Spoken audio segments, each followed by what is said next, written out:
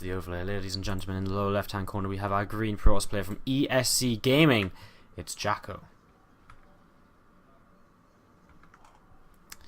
And in the upper right hand corner we're going to have our purple Protoss player from Team Property. It's StarNaN. Guys, I'm not falling for this again. There is not a spider behind me. Right?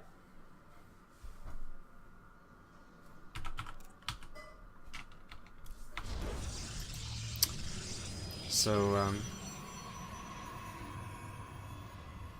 yeah, I know there isn't a spider behind me.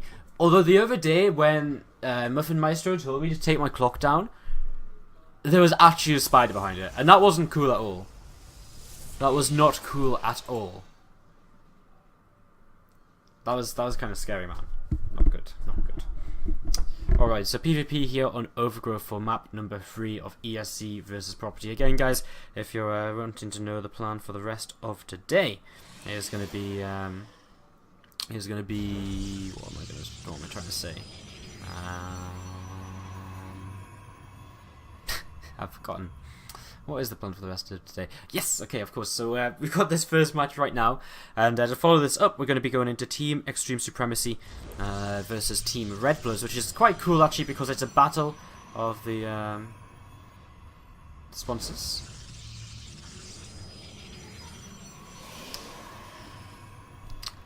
Between of course, Team Extreme Supremacy and Team Red Bloods, both teams which do sponsor this season of the SC2 ITL. So.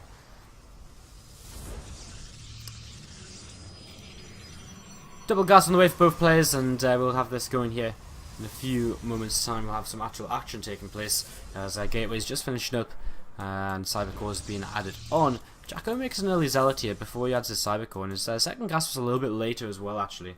So yeah, second gas coming up here also, and not really. I mean, yeah, it's actually a much faster Cybernetics core eventually here than from StarNaN because.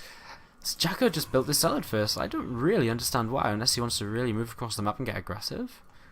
A little bit interesting. He's actually making another zealot as well, so I think he does just want to move across and try and get a couple of probe kills very early on here.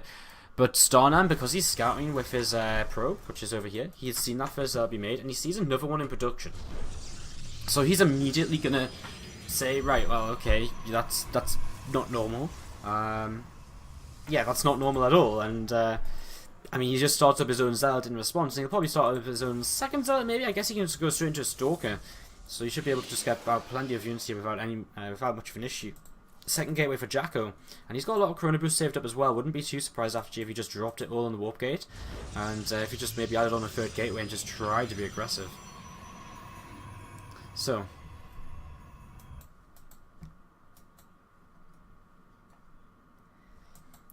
Do you have a probe down here for StarNaN, which could be used to scout, or just maybe set up a proxy panel a little bit later on? We say Stargate coming down for him. He feels pretty confident right now as JackO second gateway finishes up and starts to Chrono Boost out the Stalkers then. So it's just going to be a lot of, you know, it's not going to be, it's just going to be early, it's still going to be early aggression from JackO, but it's not going to be quite as all in. He's just going to be, you know, putting a lot of focus on here with his first few Stalkers and his first couple of Zealots. Mothership Core will have energy though for a Photon Overcharge, so I can't really see this doing all too much here. I mean, yes, StarNaN is still only on one gateway, but JackO, I mean, he's going up to 5 Stalkers, so he's going to have, what, 5 Stalkers, 2 Zealots? He's going to expand behind this because he's got a probe on the low ground here. So, this is a little bit weird then. Not really, you know, I don't really quite, it isn't quite obvious to me just yet what exactly JackO's trying to go for. Now he has on a rover facility. So maybe this is just kind of a way to build up to an expansion. I mean, he's still got the probe here, so I guess it is. As Stalkers 4 and 5 will move across the map, but an Oracle on the way. I mean, JackO, he does have 2 gateways. I mean, he's going to be able to warp in back at home. As these Stalkers move up the ramp and just start to put on a little bit of early pressure here. And, well, no overcharge used just yet, so I mean, going to be very patient with this as he's actually still not going to use for an overcharge. Now he will. 2 workers killed so far, and actually going to target down a couple more. So that's 4 workers killed for 2 Zealots, which isn't all too bad really. He also sees the Oracle, which is beginning to move across the map. He does drop that Nexus, so he will just be expanding here and warps in a couple of Stalkers to defend. So yeah, I guess JackO takes an alright position in the game. He has a faster expand on the way up, StarNaN, I would say, has better tech. I mean, well, I guess Immortal production begins. Oracle not going to get anything done just yet, and that's pretty important, actually. Ooh, does he grab this worker? No. So that's pretty important in the long run here, actually. This Oracle is going to fly away, perhaps, maybe. Okay, moves forwards now, and actually just snipe that down without much of an issue. So yeah, a few Stalkers, a sentry sitting down on the low ground, and a couple more Stalkers being warped in as Blink is on the way. It's about halfway done here. Third gateway coming down for JackO, in fact a fourth gateway as well. And yeah, okay, so nothing really too weird happening. There's a few Stalkers moving to the middle of the map, and will be continuing to move forwards as he's going to put on a little bit of pressure. I mean, Blink's going to finish up very shortly for StarNaN, so he's going to be able to trade here very, very nicely. You know, he's going to be able to, you know, just attack, blink away his damaged Stalkers, and he shouldn't really ever take too much damage, theoretically. But of course, it does come down to how good is his control.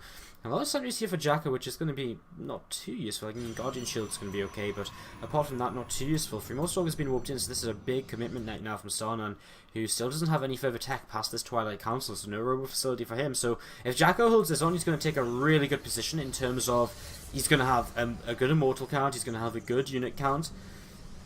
And from there, he's actually in a great composition to move forwards in the game. He's also ahead in workers. Let's see what can happen here. A couple of force fields will go down, but Blink is revealed. That Guardian Shield popped as well. 3 force fields then going down and not achieving absolutely anything. As the Mothership Core will just continue to patrol back and forth here. As Stalkers moving forwards, they're going to pick off a sentry, and these two Immortals.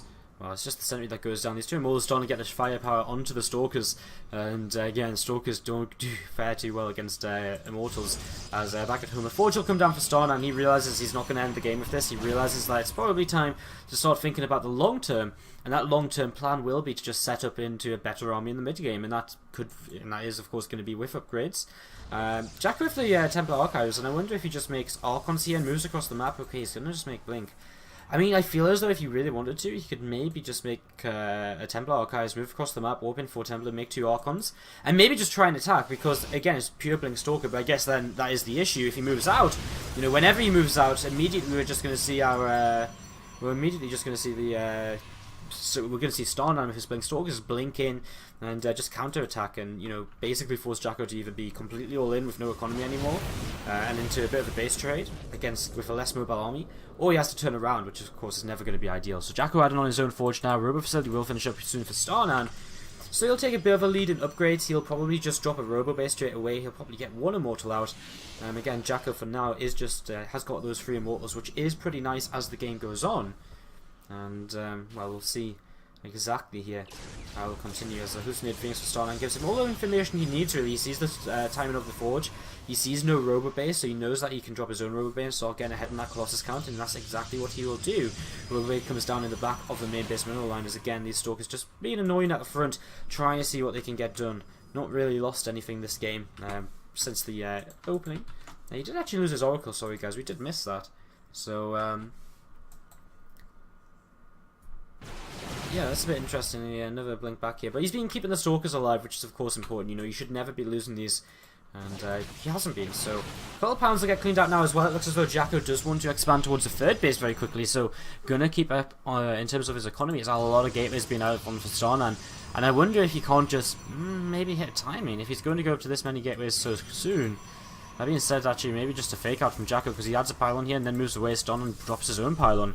And he's going to be able to figure this out very quickly. These Stalkers aren't really in the best of positions for counter-attacking either. And one does actually go down now. And JackO with his own Blink will move forwards here. And this is a really scary point in time for StarNaN. JackO has a big army and a very strong army. But these Stalkers are just going to keep blinking around the map. And that is very, very... I don't know if, I mean, JackO might just be better off going straight for the attack. He actually picks off 2 more, and he'll attack across here, and so he's got 2 Immortals advantage. Colossus is about to pop out, but there's a lot more gateways here for StarNaN than there is for JackO, or there is about to be. So can he hold this with pretty much pure gateway units? +1's about to kick in, as these Stalkers, what are they going to do? Counter-attack? Do some damage? I think they have to. I mean, there's no way they're getting back home in time, but that means that he's going to lose his own natural Nexus very, very quickly here. Phone overcharge is popped, but that's not going to really matter as Guardian Shield does come down. This Nexus will fall, and these Stalkers aren't doing anything, and JackO is doing a great amount of damage here. And I mean, now he can move across the map. He can maybe even, with a few Zealots, with an Immortal, with an Overcharge, I think he actually turns this away, and, you know, he defends his own natural expansion here, which means he's an entire base up. Now, the only negative point of all of this is he does not have, wow, a nice blink forward there. He's not even going to get the Nexus, but also gets a Colossus. I was going to say, the only thing is he's down on Colossus cannon because he isn't making Colossi, but it doesn't matter because he's just sniped it. Another Colossus on the way for StarNaN. But probes are being pulled, and JackO blinks forwards here. That Immortal will be one of the next targets, and JackO is just going to take down absolutely everything, guys. And he is going to win 2 PvPs in a row to take ESC into the lead here in this best of 7. Stalkers come back in from behind, but it's not going to be enough. GG called, and JackO is on a roll today.